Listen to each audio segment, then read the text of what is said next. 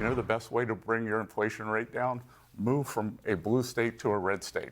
Blue state inflation is 0.5% higher, and that is because they don't deregulate, they keep prices up, energy is higher. Inflation isn't hitting every state the same way, and the gap is only growing. New White House data reveals a clear divide, with prices lower in red states than blue ones.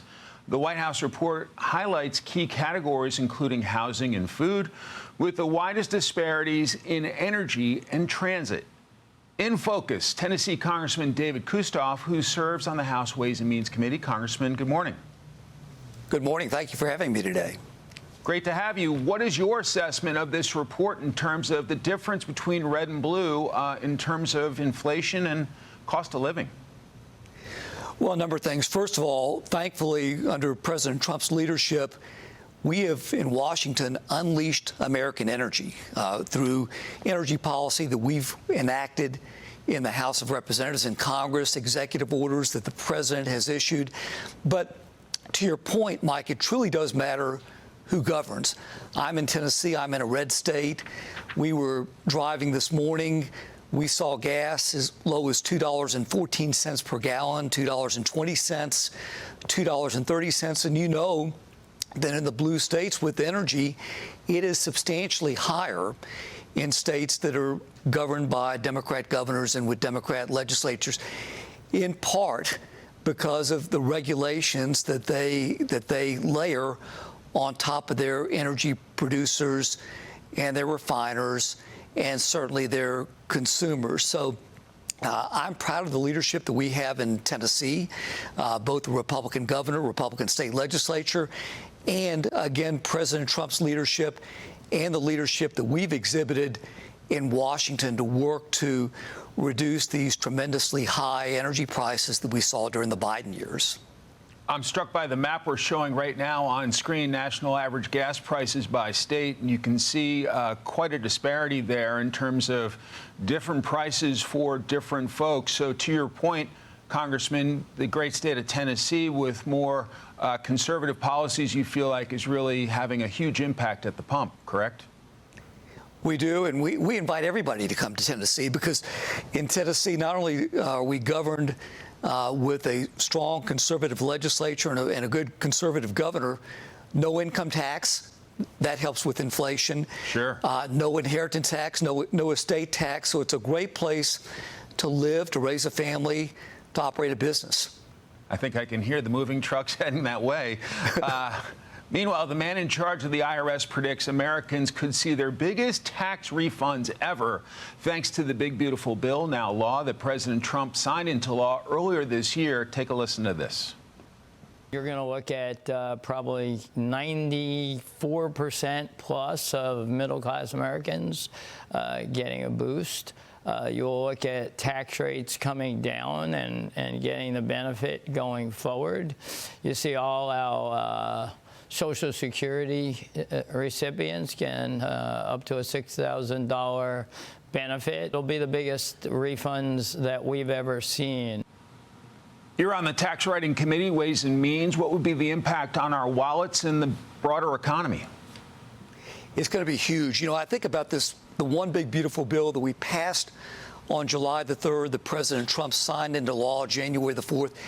It is going to help everybody at every single income level, because what it did is it lowered the tax rates for everybody. It permanently doubled the standard deduction so that 90% of the people who live in my district don't have to itemize. And think about this, no tax on tips, no tax on overtime. We gave that benefit to Social Security recipients. Everybody's going to see this in the first and second quarter of 2026. It's all about putting more money in people's pockets that they earned and that they deserve to spend or invest however they want to. It's going to be great for the economy.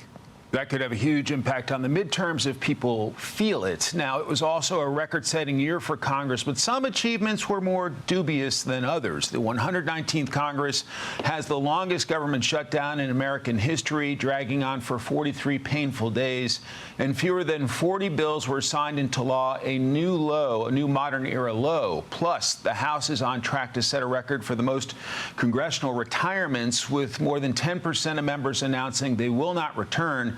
Despite all that, some lawmakers are striking a more optimistic tone for the upcoming year.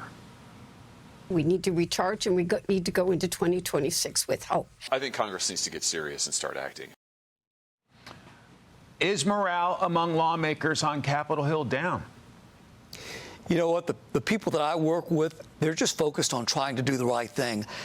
I truly regret the fact that Democrats shut the government down for 43 days, and that meant that there were 43 days less to legislate. But, you know, we were just talking about the one big beautiful bill, which not only had all those tax provisions and tax reductions for everybody, but it had so much energy policy. Unleashing American energy, the border provisions that allowed us to reduce the migrants coming across the southern border. There was a lot packed into that one big beautiful bill, and the fact of the matter is we still have a lot of work to do, and we're going into 2026 truly focused on what's best for the American people. Back to the number of bills passed, analysis shows the first year of each of the past 4 new administrations has grown less and less productive. Former President Obama passed 112 bills in 2009 with party control of both the House and Senate, although the Democrats had larger margins back then than Republicans do now. Is part of the problem in passing legislation the fact that things are so polarized now and there are fewer deal makers left in Congress? You know, I think that between President Trump and Speaker Mike Johnson and Majority Leader John Thune, they have done a masterful job with the margins that we have both in the House and the Senate and with President Trump's leadership. And, you know, again, we were elected in 2024 to get things done. And we talk about the rate of inflation coming down from when Joe Biden was president to now with President Trump and with Republican leadership both in the House and the Senate. The border, enforcing the border, which was a big reason that Donald Trump was elected, and you look at what's happening now at the southern border and that we've got control of the border. We've done what the American people have asked us to do, but the job isn't done. We've got a lot to do in 2026, and we're going to be laser focused on getting that job done.